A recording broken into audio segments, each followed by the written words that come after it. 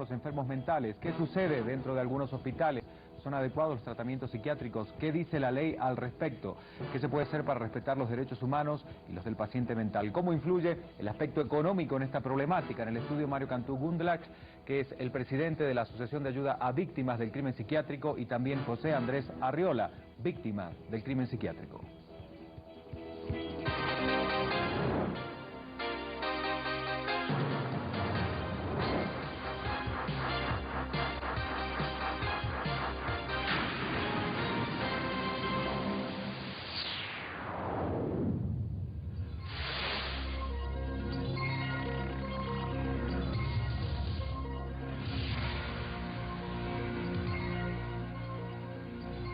Amigos de habla hispana en todo el mundo, bienvenidos a una nueva emisión de Ecoexpediente. Siempre es un placer saludarlos desde nuestro centro operativo ubicado en la Ciudad de México. El día de hoy hablaremos del maltrato a los enfermos mentales y la violencia que se registra en los hospitales psiquiátricos. Pero antes de entrar de lleno al programa, como es habitual, los invito a comunicarse con nosotros, a hacernos llegar sus comentarios, preguntas y sugerencias. Es por eso que tenemos a su disposición 3 números telefónicos que aparecen en pantalla, que están habilitados para escuchar sus comentarios. También la posibilidad de nuestro número de fax para envío de documentación, la dirección de correo electrónico y la alternativa que nos ofrece el correo de voz, que está funcionando a las 24 horas. Usted nos puede llamar, dejar su mensaje. Recuerde, su aporte es muy importante para el equipo que todos los días hace Ecoexpediente.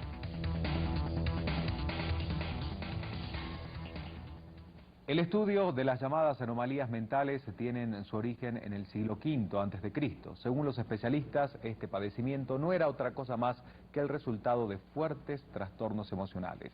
En la Inquisición, el término psiquiatría aún no existía. Lo único que había para comprender estas enfermedades del alma o del espíritu era la concepción religiosa.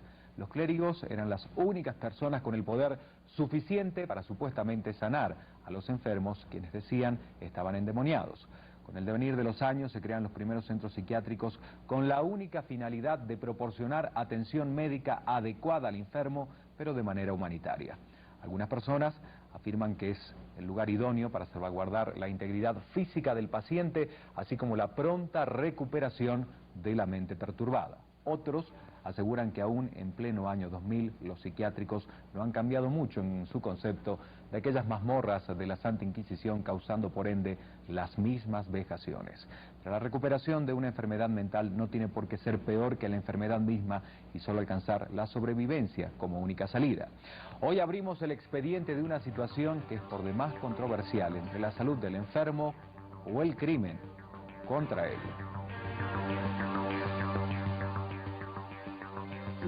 Es la personificación mitológica del alma. Es la conducta moral con la que se conducen los seres humanos. La parte del hombre que es capaz de mantenerlo dentro de los parámetros que la sociedad considera normales. Pero cuando la psique sufre desequilibrios, ya sean genéticos u ocasionados por el entorno, extrae al individuo de su realidad, de la normalidad de la sociedad. Estas personas con desórdenes psiquiátricos desarrollan entonces enfermedades llamadas psicopatías. Desde el punto de vista de la psicología y la psiquiatría, se considera a las psicopatías como trastornos o enfermedades psíquicas que se exteriorizan en alteraciones del comportamiento y afectivas. Aquellos que sufren este tipo de desórdenes en su mente comienzan a hacerse daño a sí mismos y a las personas que los rodean. El amor o desamor que puedan sentir sus familiares hacia ellos no pueden afectarles mucho, pues están abstraídos de la realidad. Así tenemos que un psicópata es un enfermo con impulsos súbitos o repentinos, que algunas veces son detonados por el ambiente, pero que otras veces aparecen sin causa aparente alguna. Son personas que no tienen sentido de responsabilidad, por lo que no pueden ser culpados de sus actos. Pueden llegar a hacer mal a la gente que les rodea, pero no tienen conciencia de ello, por lo que pueden reincidir sin mayores miramientos. Este tipo de enfermedad impide a aquellos que la padecen experimentar sentimientos como afecto, miedo o culpa. Es así que los que sufren de desequilibrios mentales necesitan forzosamente ser tratados por especialistas. Su tratamiento no es sencillo y por siglos ha sido muy controvertido. El desconocimiento de este tipo de enfermedades de la mente provoca temor en los que lo rodean al enfermo. Los especialistas y sus tratamientos han evolucionado con el tiempo, pero los misterios de la mente humana aún son muchos para la ciencia.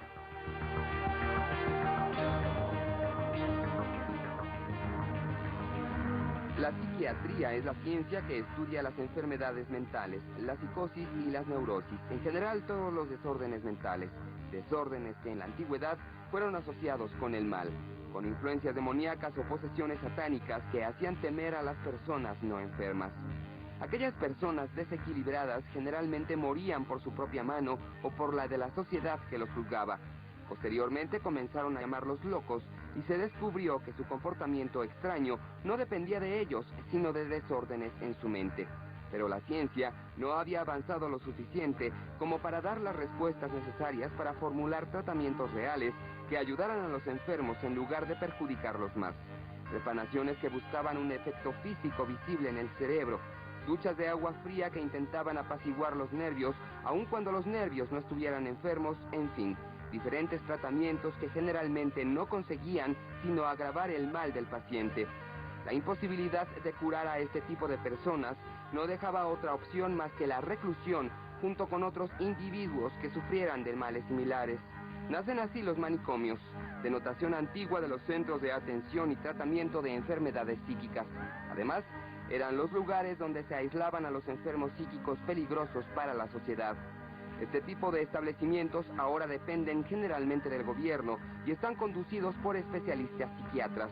Hoy son considerados hospitales psiquiátricos y su construcción e instalación apenas deben diferenciarse del resto de los nosocomios. También existen centros de atención privada para atender a los enfermos psíquicos, pero estos son los menos. Los hospitales psiquiátricos, a diferencia de los demás, no son instituciones de las cuales los enfermos puedan entrar y salir a voluntad. El régimen abierto que deben tener este tipo de nosocomios les permite acoger a todo tipo de enfermos, los peligrosos y los que no representan amenaza para la sociedad, pero que requieren de tratamiento. Los hospitales psiquiátricos, también llamados manicomios, siempre han tenido una imagen oscura y atemorizante. Estas instituciones, dedicadas al tratamiento de enfermos mentales, por muchos años han utilizado diferentes técnicas para curar a sus pacientes o por lo menos disminuir su mal.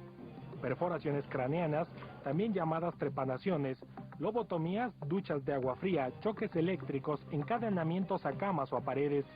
Todos estos tratamientos, que pueden ser confundidos con torturas, fueron en algún tiempo prescritos por los médicos para tratar la locura de los pacientes. Los manicomios eran, y aún en la actualidad, son temidos por todo este tipo de tratamientos que en realidad nunca demostraron efectividad. Pero con el paso del tiempo y avance científico, la psiquiatría se ha desarrollado para bien de los enfermos.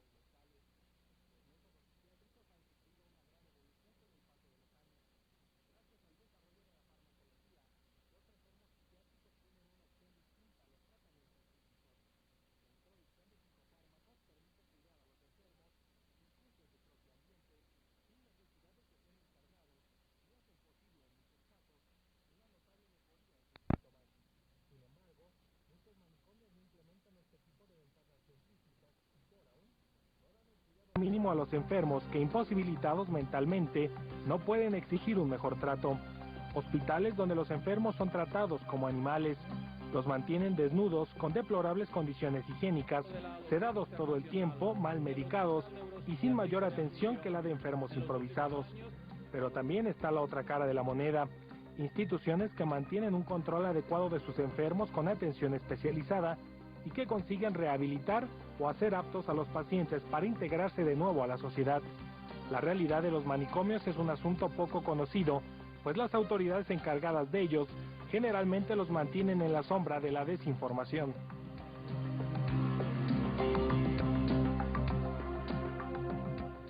Para hablarnos sobre este tema se encuentran aquí en el estudio de Ecoexpediente. Voy a presentar en primer término a Mario Cantú Gundlach, presidente de Auxilio a Víctimas del Crimen Psiquiátrico. Se especializa en el área de salud mental y defensa de los derechos humanos de enfermos mentales.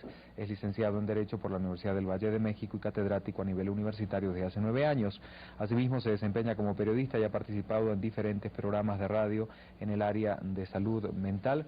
Muchísimas gracias por acompañarnos, Mario, y también se encuentra con nosotros hoy en Ecoexpediente. Vamos a presentar al señor José Andrés.